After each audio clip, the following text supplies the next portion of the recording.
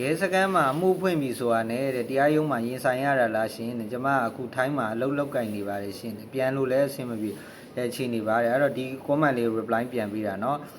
ဟိုပုံမှန်အပြင်ကျွန်တော်တို့ကအမှုဖွင့်တယ်ရဲစခန်းမှာအမှုဖွင့်တယ်ဆိုတာရာဇဝတ်မှုဖြစ်ဖို့များတယ်ပေါ့လေเนาะရာဇဝတ်မှုတွေဒါလည်းရဲစခန်းမှာအမှုဖွင့်တာဖြစ်တယ်အဲ့တော့ရာဇဝတ်မှုတွေမှာကနစ်နာသူကိုယ်တိုင်ကဒါလေဒါ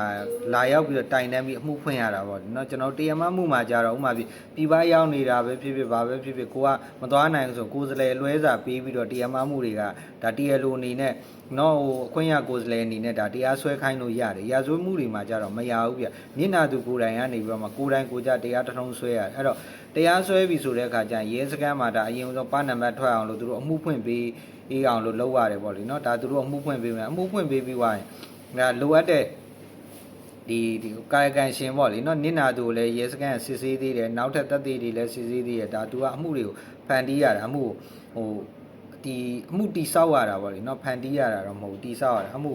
အဲ့လိုတိဆောက်ပြီးသွားပြီဆိုလို့ရှိရင်ဘာလုပ်ရလဲဆိုတော့ဥပဒေရာရှိဆိုတဲ့ဥစ္စာမှာဥပဒေအကြံဉာဏ်တောင်းခံရတယ်သူတို့ဒီဥမာဖြင့်294เนาะဆဲဆိုမှု323ဒါဒီတိုင်းတာမန်နာကျင်စီမှုဒါနဲ့ဖွင့်လိုက်ပြီဆိုလို့ရှိရင်ရဲအမှုတိဆောက်เนาะလိုအပ်တဲ့သက်သေတွေစုအမှုတိဆောက်ပြီးသွားရင်ဥပဒေရာရှိတီကိုဒါသူက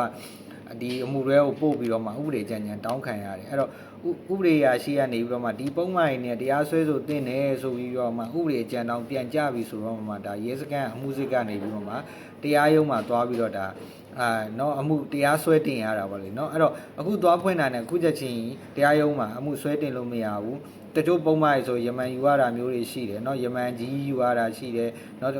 ယမန်ကနှစ်ကာယူရတာမျိုးရှိတယ်ပေါ့လေเนาะယမန်ကြီးဆိုရင်15ရက်နှစ်ကြိမ်ယူရတယ်အဲ့တော့ရဲစခန်းမှာအမှုဖွင့်ရုံနဲ့တန်းပြီးတော့တရားရုံးမှာသွားပြီးတော့ဟိုတရားစွဲတင်တာမျိုးမဟုတ်ပါဘူးတရားရုံးမှာတရားစွဲတင်တဲ့ဥစ္စာမျိုးဘယ်လိုမျိုးလဲဆိုတော့ရဲစခန်းမှာသွားတိုင်နေမှန်ရဲကြီးမပိုင်တဲ့အမှုတွေဆိုရင်တော့ဒါတရားရုံးကိုသွားပြီးဥတိုက်လျှောက်ရင်တော့ဒါတခါတည်းတရားစွဲလို့ရပါတယ်เนาะအဲ့တော့ဒါနဲ့ပတ်သက်ပြီးနားမလည်တာရှိရင်ထပ်မံပြီးမေးမြန်းနိုင်ပါတယ်ကျေးဇူးတင်ပါတယ်เนาะ